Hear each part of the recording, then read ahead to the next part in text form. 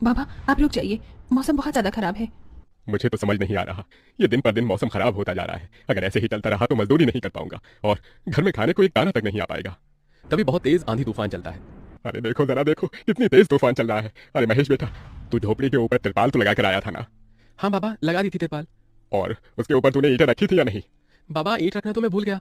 महेश के इतना कहते ही झोपड़ी के अंदर बारिश की वजह से पानी टपकना शुरू हो जाता है।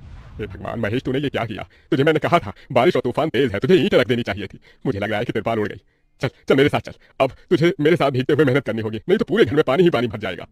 देवेश इतना बोल ही रहा था कि घर के अंदर वाकई छत से पानी टपकने लगा। हाँ पिताजी, आप सही कह रहे हो, चलो चलते हैं जल्दी से। दोनों बाप बेटा बारिश में बाहर निकलते हैं और झोपड़ी की छत पर तिरपाल को सही से लगाना शुरू कर देते हैं। अरे बेटा, ईंट को अच्छे से रखना, कहीं ईंट गिर न जाए। ठीक है पिताजी, सही सही रखूंगा। महेश इतना कहकर अच्छे से ईंट से तिरपाल को दबाने लगता है, जिससे छत ढक जाती है और झोपड़ी में पानी टपकना बंद हो जाता है। लेकिन इसी के चलते हुए बेचारे दोनों के दोनों बहुत बुरी तरह भीग जाते हैं। अरे चलो बेटा, बहुत ठंड हो रही है, बाहर घर में चलते हैं। चलो, बरसात में मौसम बिल्कुल ठंडा हो गया है।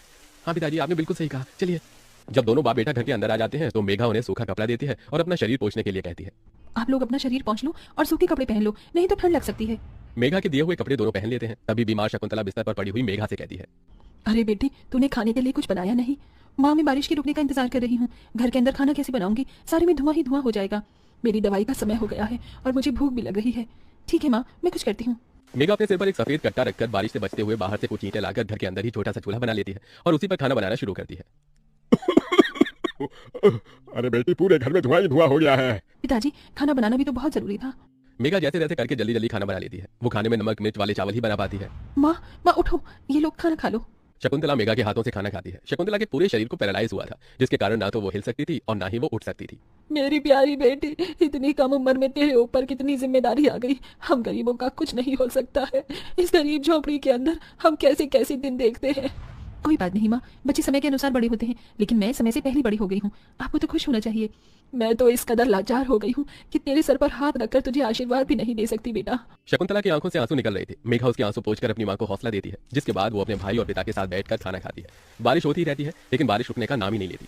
खाना खाकर वो सभी सो जाते हैं। आधी रात के समय जिस तरफ शकुंतला का बिस्तर होता है, वहां पर पानी टपकना शुरू हो जाता है। अरे ये क्या, पानी टपक रहा है। मेघा, मेघा, लगता है सो गई। अब मैं क्या करूँ? ये पानी तो धीरे धीरे टपकता ही जा रहा है। शकुंतला रात भर अपने ऊपर टपकते हुए पानी को ऐसे ही झेलती रहती है, जिसकी वजह से सुबह तक उसके पूरे शरीर में बुखार फैल जाता है। अरे अरे, ये क्या माँ, आपको तो बहुत ही बुखार हो गया है। रात भर ये झोपड़ी की छत टपकती ही रही। मैंने तुम्हें उठाने की कोशिश की, लेकिन तुम्हारी तक आवाज नहीं गई। ये सुनकर मेघा को बहुत अफसोस होता है। वो सूखे कपड़ों पर अपनी मां को सहारा लगाकर लेटा देती है और उनके कपड़े भी बदल देती है। लेकिन तभी अचानक से गांव में बाढ़ आ जाती है।